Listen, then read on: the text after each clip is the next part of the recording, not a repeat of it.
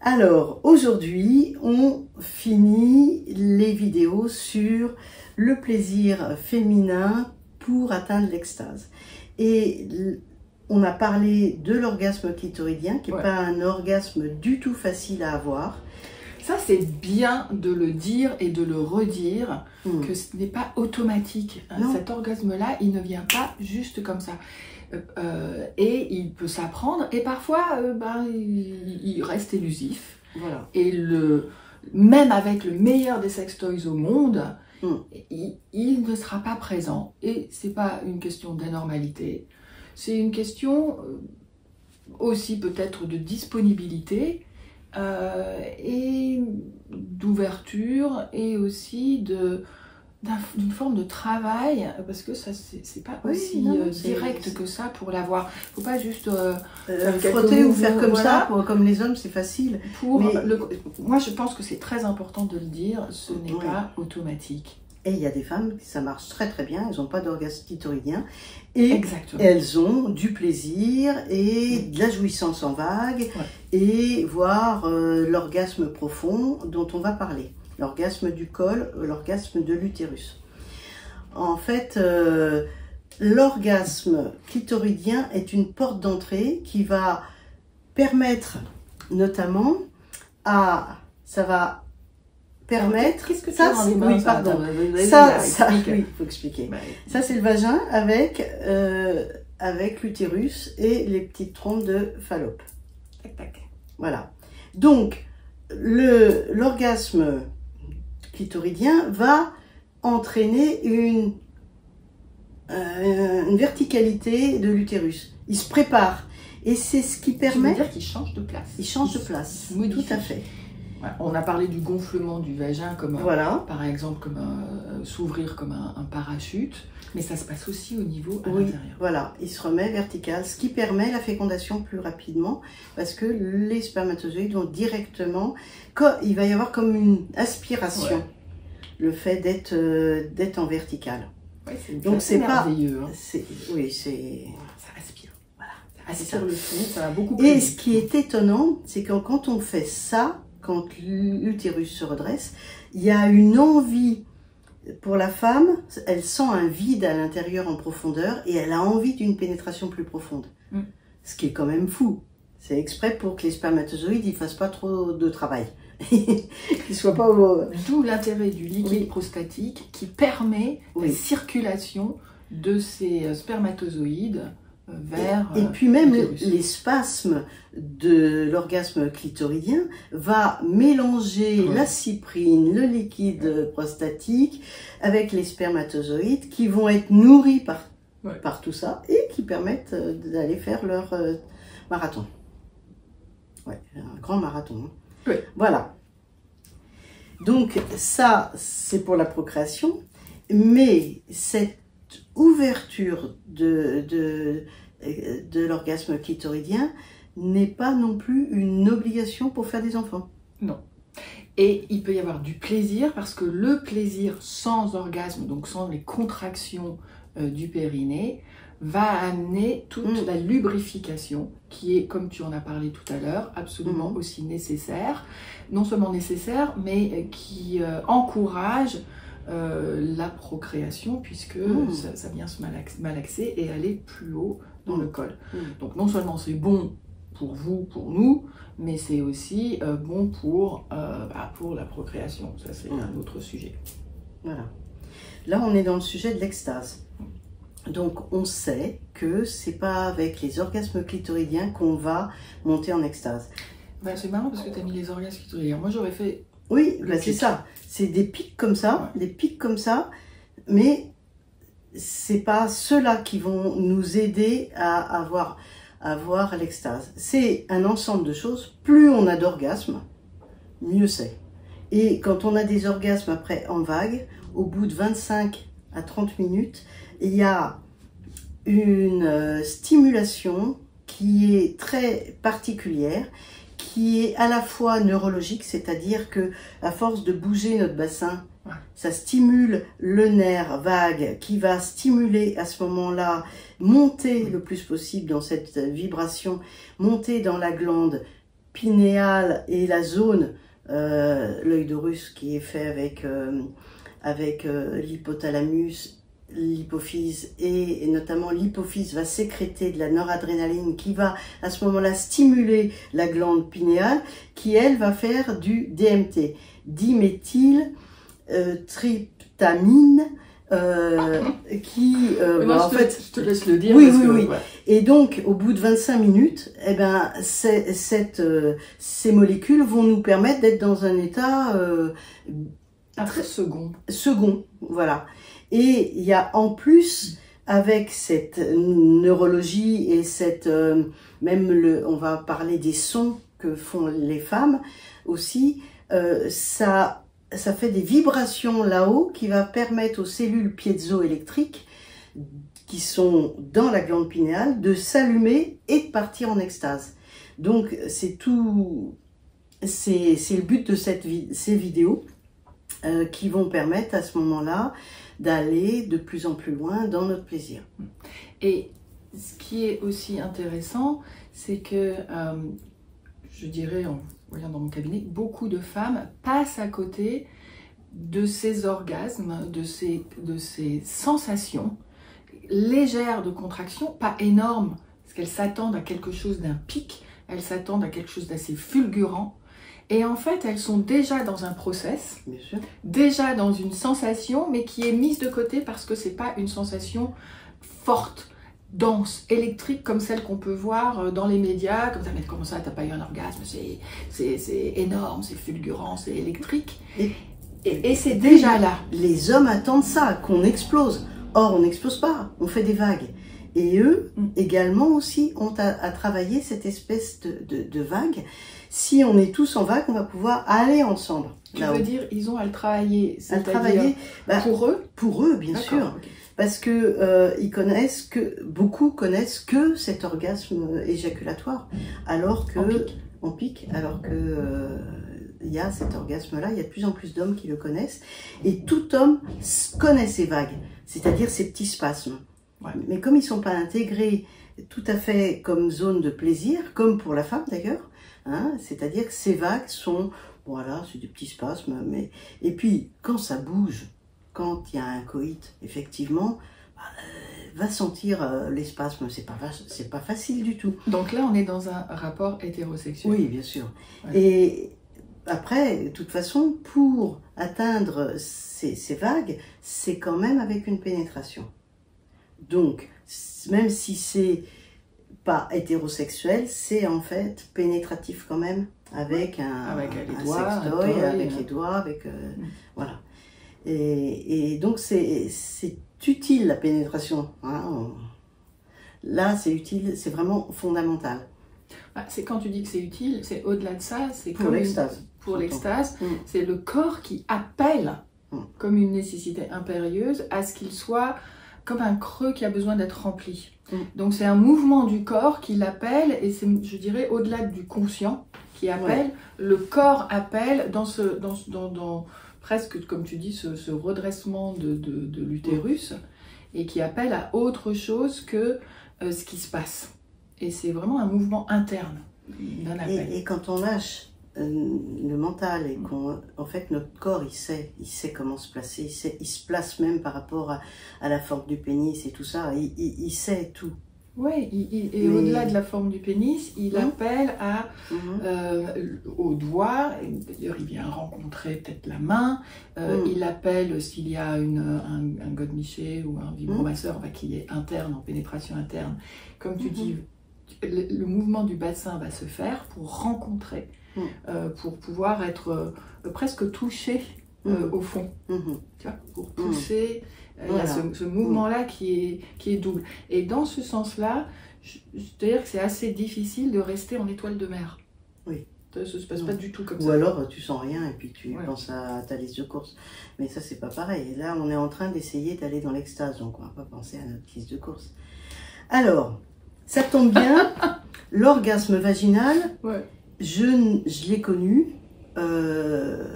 J'ai connu que l'orgasme profond pendant des années, j'étais mariée et j'arrivais, il y avait une technique dont je voulais vous parler quand on sera sur l'orgasme profond de l'utérus et du col de l'utérus.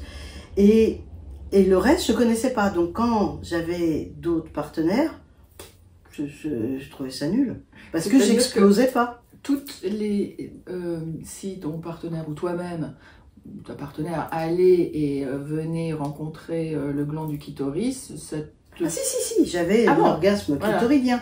Mais l'orgasme profond était tellement meilleur que l'orgasme clitoridien, c'était l'amuse-gueule d'avant. Tu vois, ou... L'amuse-bouche, quoi. L'amuse-bouche, l'amuse-bouche. Ouais. Et donc, mais c'était pas nécessaire. Et le plaisir était... Je l'attendais, parce que c'était souvent en fin de coït, hein, et vers la fin, j'en avais même 2, et c'était une explosion tellement énorme que l'orgasme clitoridien n'était pas à la côté. C'est-à-dire que ça implosait de l'intérieur. Donc, quand je me suis retrouvée avec d'autres partenaires, ayant divorcé, il n'y avait pas la dimension qu'il fallait. Souvent, je suis tombée sur des partenaires qui étaient moins membrés, en longueur, et donc... Non, c'est énorme, là, ce que tu fais, là. Oui, mais laisse-moi avec mes fantasmes, s'il te plaît. De toute façon, quand on voit un grand machin comme ça, on n'a pas très envie tout le temps. Hein. Et donc... cet orgasme-là, je suis arrivée avec un partenaire et j'en avais plein, mais je ne savais pas ce qui se passait. J'étais là, ouais, je sens bien qu'il se passe quelque chose. J'ai une copine qui a réussi à me dire, mais c'est ça l'orgasme de la femme. C'est tu montes, tu descends, tu montes, tu descends. Ah bon, t'exploses pas? Non, tu montes, tu descends. Ah bon? Alors j'ai été, pour la première fois de ma vie, acheter un sextoy. Dans un magasin, toute seule. La première fois, ça fait peur. Enfin, voilà. Qu'est-ce qui fait peur? De rentrer dans, tu sais, toutes les boîtes là de magasins là. Il y a un rideau, donc j'en ai trouvé. Non, mais ça, c'était il y a très très longtemps. Très longtemps. Maintenant, c'est vachement mieux. Hein. Ouais. Voilà. Plus des love stores. Voilà, c'est ça. C'est là que je suis allée d'ailleurs. Et j'ai trouvé un sextoy recourbé. Et là, comme celui-là. Ouais, je te remercie. Et là, ce sextoy, en fait, vous voyez, il est recourbé et on appuie sur la paroi. Et j'ai fait ces essais toute seule, d'abord avec la main. Et j'ai senti qu'il y avait des petits spasmes à un moment donné. Et puis j'ai appris à sentir mes perceptions. Ah ouais, là je bloque la respiration, là, ouais, là je serre les pieds, mes doigts sont contractés. Ok, ouais. Donc ce dont tu parles, Claudie, c'est de faire ce mouvement qui est de l'extérieur vers l'intérieur et qui vient observer, rencontrer, être avec ce qui se passe dans le corps. À l'intérieur, ouais. Et poser son attention sur les mouvements, la respiration, les contractions, ce qui se passe en soi. Et ce qui se passe en soi, c'est d'être un observateur et en même temps conscient de sensations qui sont ici et maintenant. Donc c'est revenir au moment présent et c'est être non pas dans je devrais faire ci, je devrais faire ça, qui serait non, ça a tout été, un autre endroit, j'ai essayé d'apprendre. Mais qui est ok, un regard bienveillant, comme si tu internalises quelque chose qui est complètement curieux, ouvert et qui va aller rencontrer ce qui se passe chez toi. Voilà. Alors au début, j'ai commencé avec mes doigts, des doigts comme ça, et j'ai fait juste ce mouvement-là en tapotant. Avec du lube? Non. Ah, ouais, mais ça peut être sympa avec oui, du mais lube. moi je l'ai pas fait avec du lube, avec de la salive et avec ma citrine. Ta propre lubrification. Voilà. Okay. Et donc, je me suis dit, oh, c'est pas mal, c'est pas mal. Donc ça coulissait. Ça coulissait déjà, c'est pas mal. Donc voilà. Puis, si ça coulisse pas, c'est important de rajouter du lube. Agréable. Et puis d'un seul coup, j'ai fait, voilà. Et là, comme je bougeais plus, en fait, j'ai senti des petits spasmes. Bon, j'ai recommencé. Vas-y, montre avec les doigts, parce que en fait, les doigts, ils font ce mouvement-là, mais ils peuvent aussi, une fois qu'ils sont à l'intérieur, faire ce micro-mouvement qui est non plus les doigts ou la main qui bouge, ou le toys qui bouge, mais qui est juste une pression. Oui, là, j'étais dans le coït. dans genre coït, pour D'accord. voir que ça, si ça marche au coït. Après, il y a plein de manières de faire jouir notre vagin d'une façon plus douce et tout ça. Mais là, j'étais dans... Parce que je voyais bien, j'avais eu un coït un peu musclé et j'étais là, j'étais perdue, j'étais perdue. Et donc, voilà, je fais ça, super. Une fois, deux fois, puis alors tu peux continuer parce que ça te fatigue pas. Et puis je me suis aperçue que j'avais quand même des spasmes. Je me suis dit, ouais, mais c'est pas assez. Donc j'ai après été acheter ça. Et donc, là, Enjoy Pure Wand. Enjoy Pure Wand. Bon, à l'époque, j'avais pas acheté ça, je savais pas qu'il existait. C'est cher, hein, tout ça. Donc du coup, j'avais acheté un truc pas cher, un peu nul avec les trucs d'oreilles, là, de lapin. Ça faisait soi-disant les deux, ça me gênait l'autre. Donc juste ça. Et alors, extraordinaire. Donc, je sais pas si vous le voyez, je le mets là. Je le mettais, ça faisait ça, j'en faisais quelques à-coups. Et à ce coup, j'étais là, ah, c'est bien. Et puis, hop, il bougeait un peu. Je fais, ah, bah, c'est ça les spasmes. Voilà. Puis je recommençais. Puis un jour, je me suis un peu lâchée. Je suis certainement allée plus en profondeur. Et là, j'ai fait un verre d'eau parce que je suis tombée sur la zone qui est juste après le point G, plus en profondeur. Je suis tombée sur la zone qui permet d'être fontaine. Donc là, je la connais par cœur, celle-là, et j'y vais pas parce que je veux pas tremper mon lit à chaque fois. Et j'ai pas trouvé que c'était extraordinaire. C'était juste trempé. C'était en même temps que des petits spasmes, mais c'était des petits spasmes. Voilà. En fait, ce que tu dis, c'est que c'est pas tant une impression orgasmique qui t'emmène hors du corps, qu'une réaction de ton corps qui se lâche, qui s'ouvre, et qui donne accès à plein de trucs, plein de sensibilités, plein de sensations, dont celle qui est de lâcher les os en quelque sorte, et d'ouvrir complètement, peut-être même que tu as eu un petit mouvement externe, comme si tu poussais, peut-être, je sais pas. Et en fait, les sensations peuvent être rattachées à des orgasmes, c'est-à-dire des décharges presque très fortes, comme beaucoup moins fortes.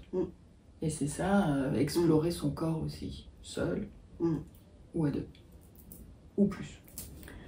Alors, il y a une sensation qui est assez agréable, c'est quand tu es sur le point G. Alors, je rappelle que le point G, c'est quand on met la main comme ça et qu'on sent que une zone qui est un peu plus plissée dans le corps.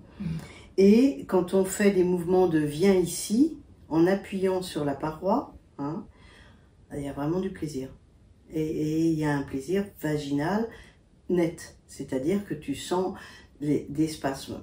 C'est un plaisir peut-être plus fort, probablement parce que, plus fort que vaginal, j'entends, parce que je pense qu'il y a un lien avec le clitoris qui est de l'autre côté.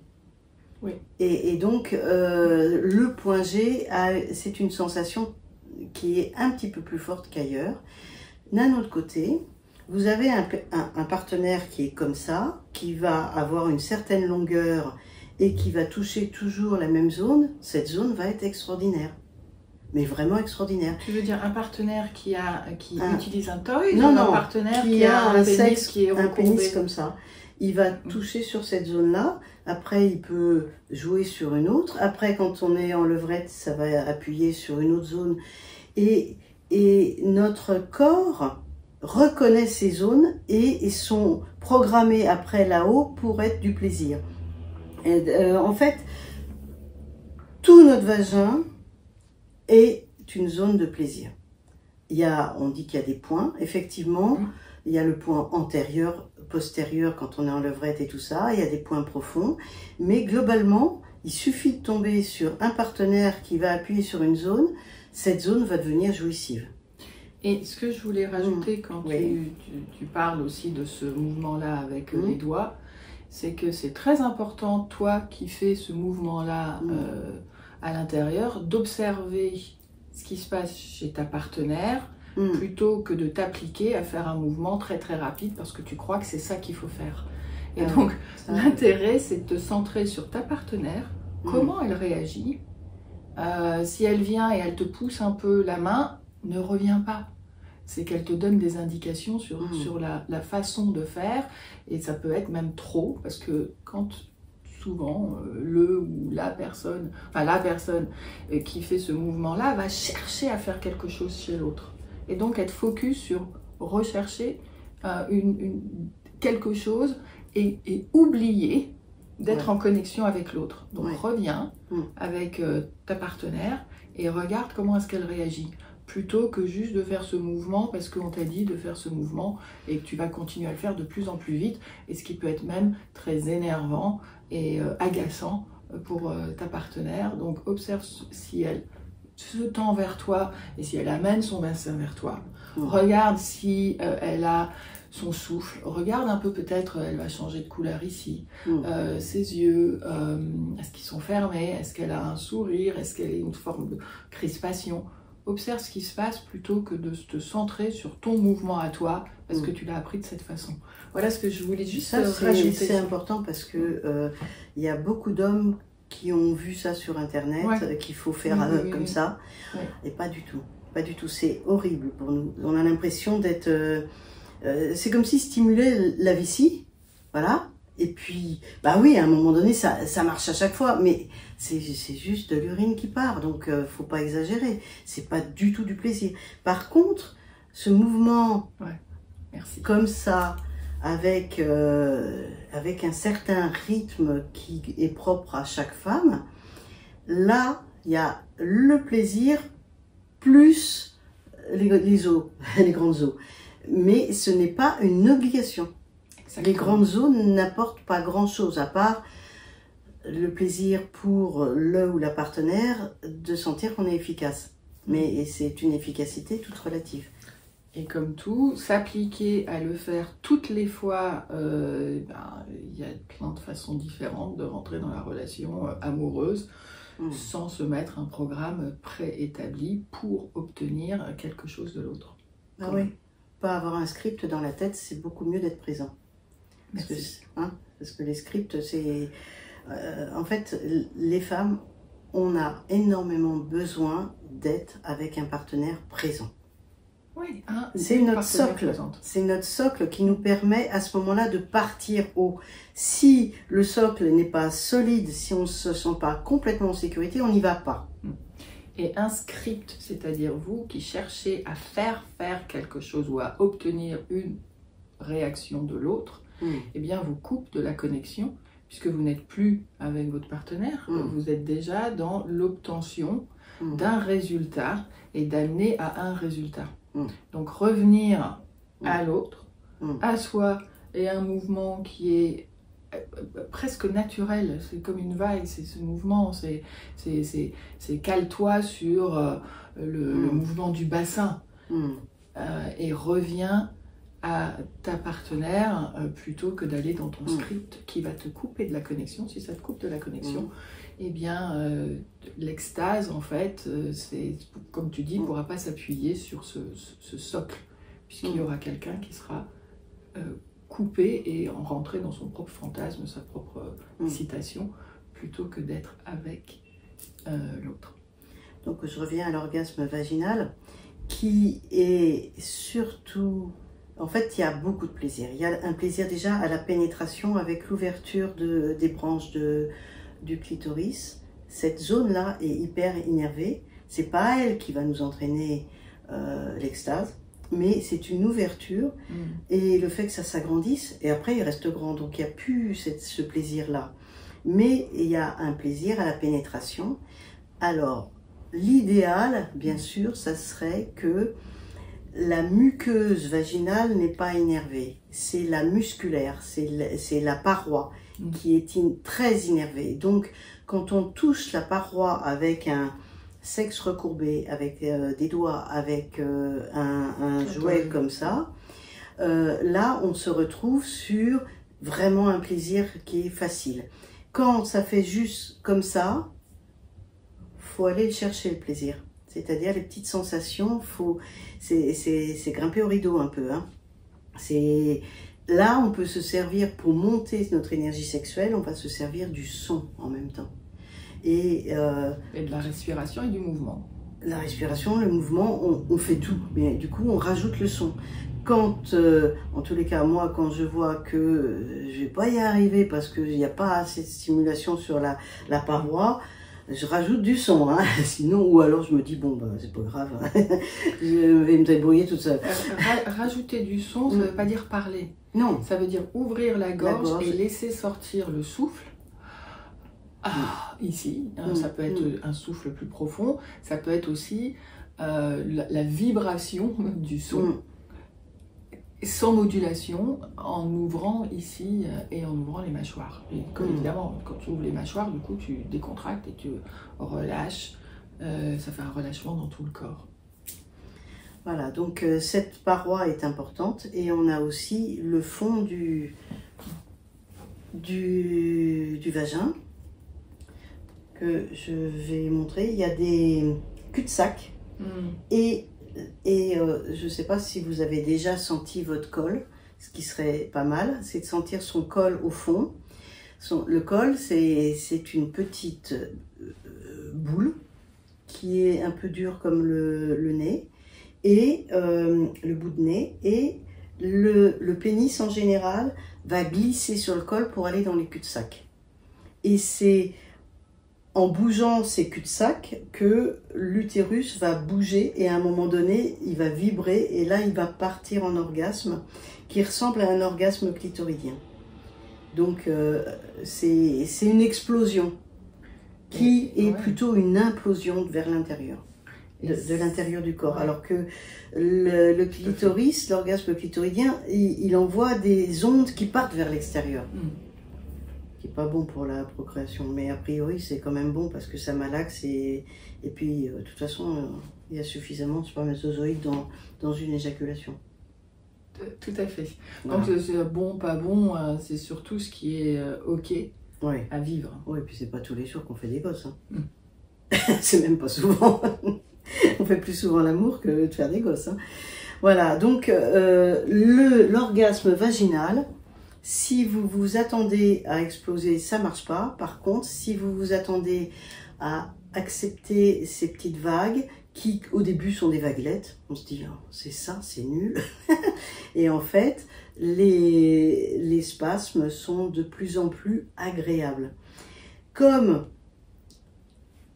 le partenaire ou la partenaire bouge tout le temps, à chaque spasme, on ne s'arrête pas et ça continue. Donc on redescend, on remonte, on redescend, on remonte.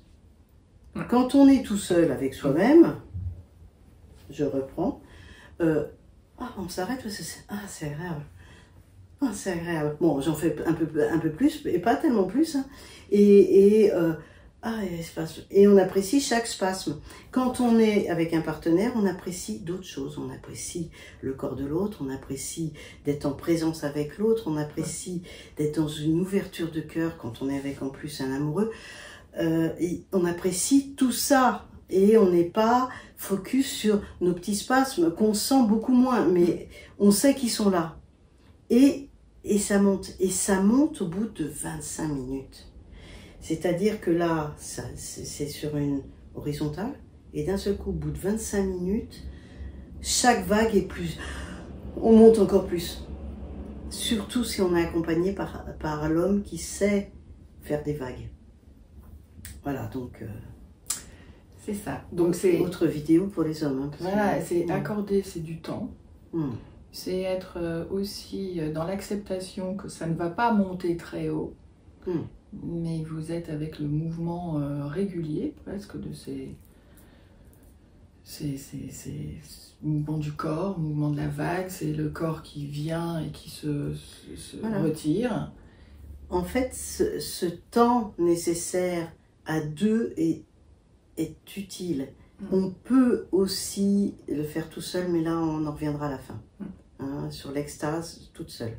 Mais voilà, l'orgasme, maintenant on va parler de l'orgasme profond, qui est au fond du vagin. C'était déjà un orgasme profond quand tu touches le col. Le col, cervix. Oui, mais c'est déjà l'orgasme profond. L'orgasme profond, le problème c'est que ça dépend de la taille de notre vagin.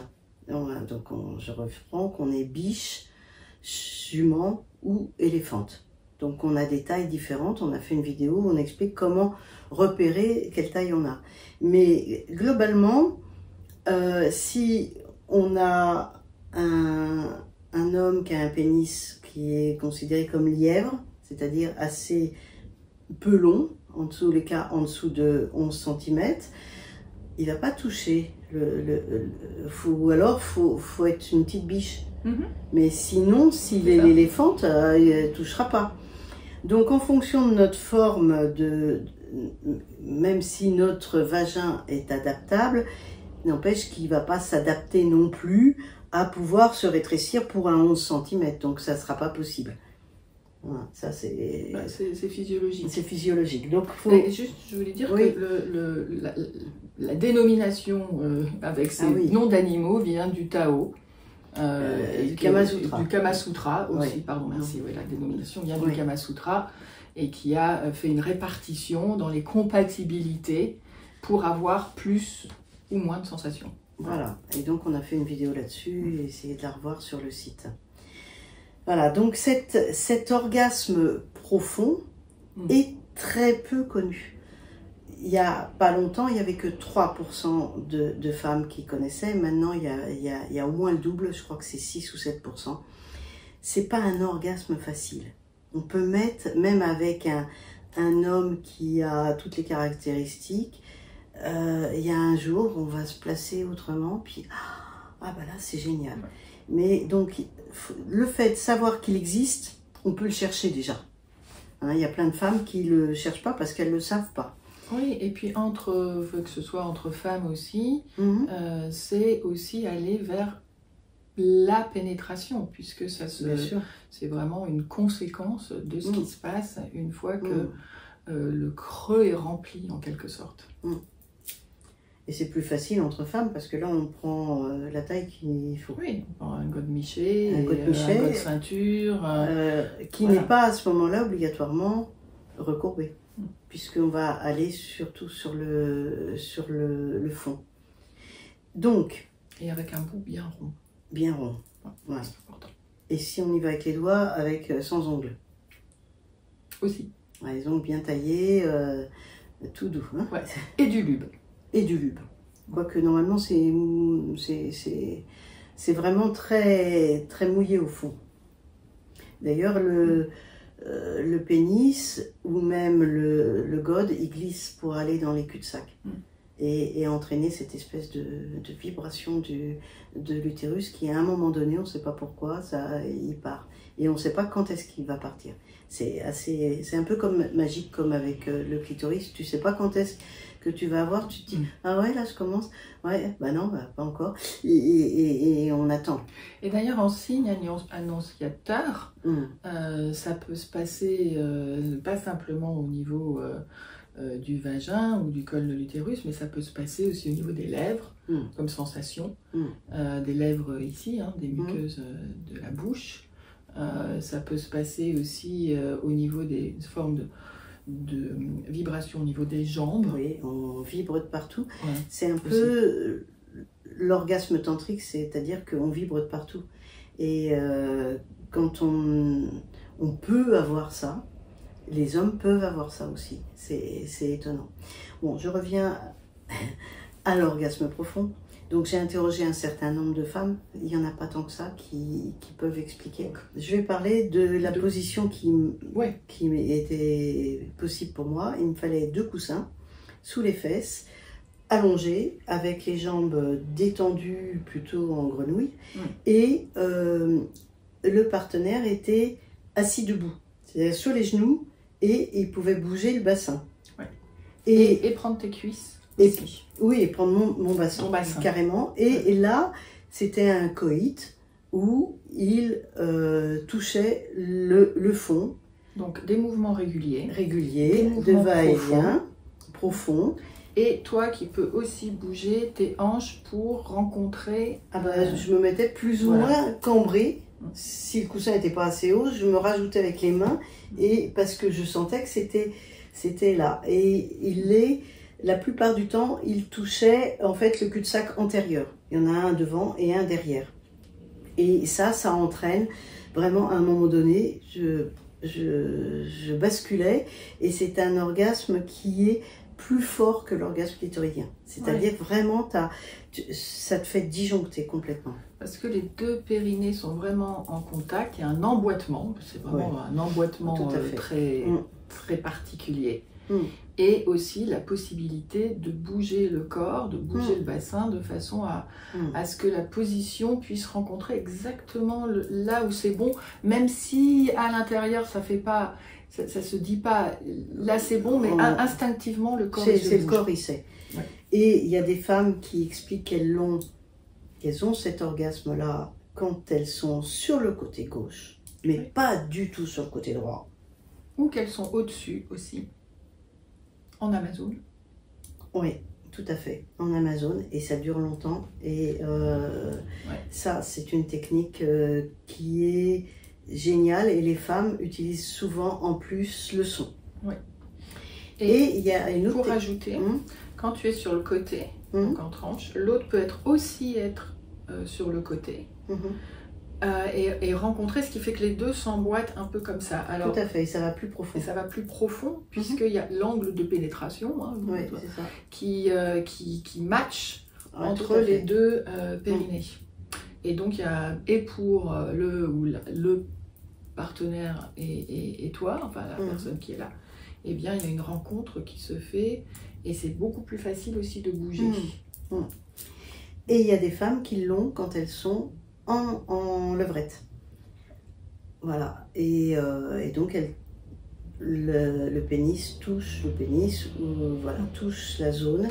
Et je voudrais rajouter, il y a en anal, on peut avoir cet orgasme quand on est sur le dos, nous les femmes, et qu'il y a pénétration anale, avec un sexe recourbé qui va toucher l'utérus.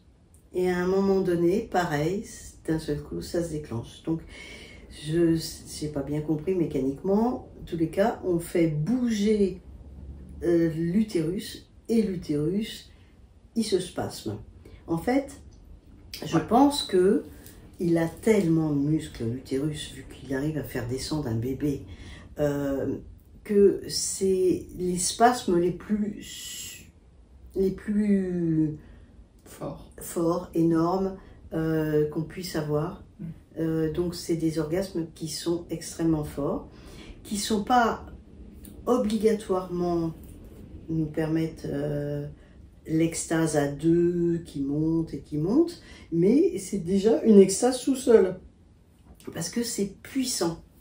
Mais après, on peut en avoir plusieurs. Voilà, mais c'est quand même pas tout à fait l'extase à deux où on monte à deux. Et pour rappel, sans nécessairement avoir une stimulation directe du clitoris, sans nécessairement qu'elle soit là. Elle peut être là, et c'est super bon, et ça rajoute, sans nécessairement qu'elle soit en focus. Tu me rappelles quelque chose qui est important, c'est que de temps en temps, alors quand il y a un timing parfait, une stimulation du clitoris plus du vagin qui touche la paroi, et pour peu que le spasme commence en même temps qu'il y a la pénétration, et là, on explose aussi fort qu'un orgasme du col. Ça, je l'ai connu qu'une fois, mais je peux en parler. Parce que je l'ai connu qu'une fois.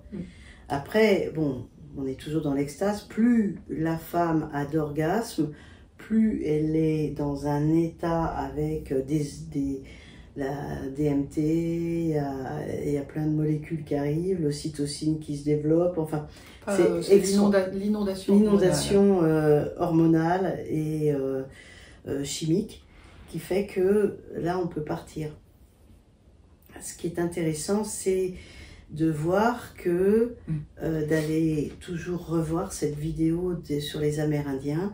Les Amérindiens disent bien que ils peuvent faire de l'amour de différentes façons, et surtout avec une connexion avec les éléments, le ciel, la terre, les étoiles, enfin plein de choses comme ça. Avec eux, ils sont reliés au tout. Et ça me rappelle que en appelant une connexion avec un des éléments, parce que c'est un appel, c'est-à-dire tu convoques l'eau, tu convoques l'élément terre, tu convoques l'élément du feu en toi, par exemple, ou de l'air, comme tu peux convoquer aussi une couleur pour intensifier la perception. Ça peut être aussi une autre porte d'entrée vers l'extase. Bon, je voulais parler d'un autre type d'orgasme profond avec les mains. Il y a des hommes, des femmes qui, avec leurs mains ou avec un sextoy, vont pouvoir toucher le col de l'utérus, et il n'y a pas que le mouvement type coït, il y a la présence. Et il y a cette espèce de magie, donc de toute façon il y a quelque chose de magique dans la sexualité, c'est que il y a des pénis qui arrivent en ne touchant quasiment pas le col ou en bougeant pas, et qui entraînent une explosion complète. C'est comme Corinne Joran qui a décrit ça. Elle était avec un homme qui était éjaculateur précoce, et donc il avançait très très doucement pour être sûr de ne pas éjaculer. Et à un moment donné, il s'est retrouvé le col de l'utérus pas loin du pénis, et là, il y a eu quelque chose de magique, et c'est parti. Donc, il y a des femmes, surtout en Amérique, que je suis, qui, elles, proposent une ouverture sacrée, de l'ouverture de notre temple avec un ou une partenaire très en relation au niveau de la présence, au niveau du cœur, au niveau de la perception de l'autre, et qui avance tout doucement dans le vagin jusqu'à être devant le temple, quasiment en prière, et là, parfois, ça explose. C'est-à-dire que l'homme est aussi, l'homme ou la partenaire est aussi dans le même état, c'est-à-dire qu'il va y avoir une ouverture aussi à deux. Et ce dont tu parles à ce moment-là, c'est il n'y a pas d'objectif. Non. La personne qui amène ses doigts n'a pas l'objectif de procurer un orgasme ou de faire quelque chose en particulier pour sa partenaire. Premier point. Deuxième point, c'est cette entrée qui est très très lente. Très lente. Et qui vient comme si à chaque respiration, hop, tu avançais centimètre par centimètre. C'est vraiment très très lent. Et quand on parle de connecter, c'est tu ne deviens que ce mouvement et cette respiration au travers de tes doigts qui avancent. Et toi qui reçois, parce que en fait tu reçois, c'est comme si tout un espace d'énergie était concentré autour de ces doigts qui avancent et qui ne veulent rien. Donc ils vont rien te prendre, mais en même temps rien te donner. Il n'y a pas d'attente qu'ils te donnent quelque chose. C'est juste un chemin. Et tu es là sur ce chemin. Et en fait, en impact énergétique, ça monte, et comme quelque chose qui s'amplifie et qui grossit comme une boule d'énergie à l'intérieur. D'où la possibilité de faire boum, enfin d'exploser, ou de faire des ricochets ou des vagues, parce qu'il n'y a aucune attente, parce que tu ne vas pas, toi, donner, obtenir ou faire en sorte qu'il y ait un truc, et que ce qui compte, c'est juste cette perception. Et tu es complètement avec cette perception qui avance en toi, quoi, qui est là et qui chemine, et donc tu es sur un chemin. Voilà. Et c'est vraiment lâcher, j'attends un truc, qu'il se passe un truc spécifique. C'est comme l'orgasme clitoridien, quand on l'attend, il vient pas. Enfin, surtout quand on débute. Après, quand on sait... On connaît bien notre corps, on sait stimuler, mais des fois, non, ça vient pas. Ça vient pas et ça nous casse les pieds, c'est long.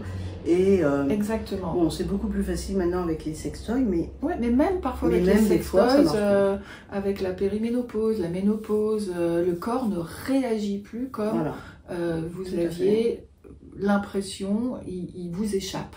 Et ça, ça s'appelle une évolution, ça s'appelle aussi une adaptation à le corps qui n'est plus comme vous l'aviez pensé et qui évolue et vous évoluez avec votre corps. Et c'est aussi lâcher que parfois, c'est pas là et ça prendra un autre chemin. Alors avec un partenaire ou une partenaire, on peut avoir la chance d'avoir un massage de la yoni. Didi. Donc c'est comme le massage du lingam, c'est-à-dire du sexe de l'homme, mais avec un but différent, c'est que nous, il faut qu'on jouisse le plus possible. Donc là, on réintroduit l'objectif. Là, on réintroduit l'objectif qui est un objectif d'apprendre à se connaître. Pas obligatoirement le nombre d'orgasmes, mais on apprend à se connaître grâce à un partenaire ou une partenaire qui va stimuler telle zone, stimuler, faire ci, faire ça, stimuler le clitoris et en même temps le vagin, qui va aller au fond du vagin. Et qui va apprendre à se connaître, c'est pas je fais ça. C'est je le fais et j'observe comment c'est pour toi, qu'est-ce qui se passe, tu te donnes le temps de respirer. C'est une communication à deux. Exactement. Et dans cette communication, il y a des temps de respiration.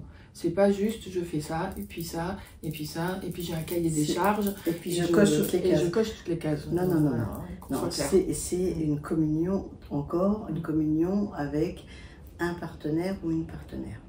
Et ça, c'est fondamental. C'est-à-dire que le partenaire ou la partenaire doit avoir la perception de l'autre, doit être dans une ouverture. Il y a la communication, les yeux, tout, mais on peut se parler qu'avec les yeux.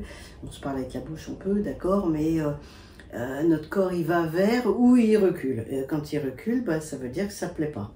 Et donc, on peut poser la question et avoir la réponse, mais on peut aussi ne pas en parler et puis continuer en trouvant une autre chose. Ouais. Et l'avantage du massage de la yoni, c'est d'avoir plusieurs simulations en même temps, ce qui nous fait disjoncter encore plus. C'est-à-dire que plusieurs plaisirs en même temps, clitoridien, vaginal, je dirais même, pourquoi pas anal en même temps, va exploser encore plus loin. Oui, enfin, quand on dit vaginal-anal, tu ne vas pas mixer tes doigts qui vont aller en anal, en vaginal, ni ton toys d'ailleurs. Hein. Oui. C'est par exemple. Ou alors un toys différent. Ou un toys différent. Tu peux avoir un petit plug anal. Ou un doigt que tu n'utilises pas. Oui, c'est un peu plus compliqué. Non, donc tu peux avoir un petit plug anal que tu gardes et avoir une exploration de ton ou ta partenaire. Et du coup, tu as double, voire triple stimulation. Voire même une main qui va vers tes seins ou les tétons. Voilà. Rajouter le plaisir des seins qui peuvent entraîner effectivement des orgasmes. Que les seins provoquent que l'extase, je ne suis pas sûre. Parce qu'il faut quand même 20 minutes. Hein, donc les seins, je ne suis pas sûre que les tétons vont apprécier 20-25 minutes de stimulation. Pour atteindre l'extase. Mais c'est un ensemble. Et ça peut être la dernière touche. Voilà, celle qui... rajouter. Voilà, quand on n'est pas loin, hop, on bascule. Oui, voilà. Ou le démarrage, et puis après on part sur autre chose. On va parler justement de l'orgasme anal. L'orgasme anal, j'ai fait une vidéo qui a déjà maintenant plus de 200 000 vues. Non, plus que ça. Et donc, quelle est la différence entre l'orgasme anal et l'orgasme vaginal? En fait, les deux évoluent en vague. Voilà. Et c'est autant l'orgasme vaginal est un peu difficile à trouver, autant l'orgasme anal n'est pas difficile parce qu'il suffit qu'il y ait une stimulation et des mouvements toujours sur l'orifice anal avec beaucoup de récepteurs sensibles des deux sphincters. En fait, ça parle de la même chose, c'est-à-dire d'une contraction et d'une dilatation vaginale, contraction, dilatation anale. C'est le même mouvement, c'est le mouvement de va-et-vient qui agit sur des récepteurs, et il y en a beaucoup plus du Au côté niveau anal. au niveau anal, et beaucoup plus de vascularisation aussi, et donc une dilatation et une contraction qui se fait, et qui est en fait plus forte Voilà. et plus intense.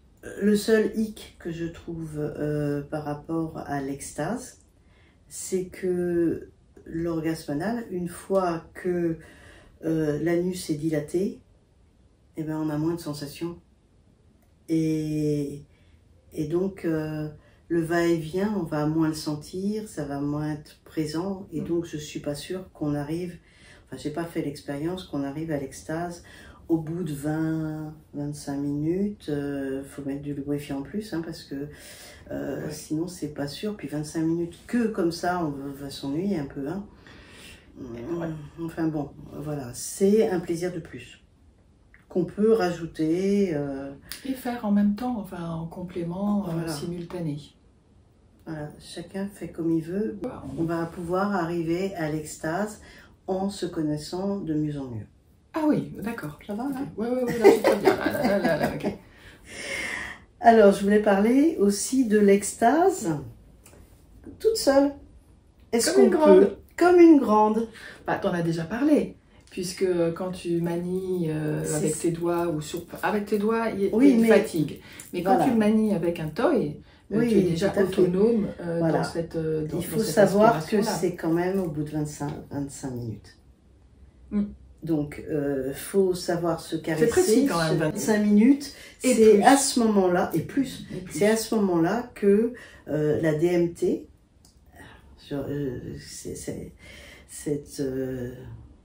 c'est une molécule, c'est des molécules extraordinaires qui te permettent d'être dans un état différent.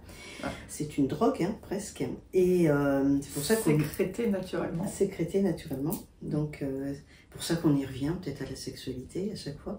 Parce que si on est en manque, enfin, en tous les cas. Cette drogue est 500% plus forte que quand on est seul, en solo, que en couple. Cette molécule agit 500 fois plus quand tu es seul que quand tu es en solo. 500%. Plus seul qu'en solo. Donc dosage. En fait, en dosage, elle peut se propager parce qu'elle n'est rien que là pour toi. Elle n'est là que pour toi. Probablement. Et pas enfin, pour c'est ce que partager avec l'autre, ton attention qui est avec l'autre. C'est capitaliser en toi, en fait.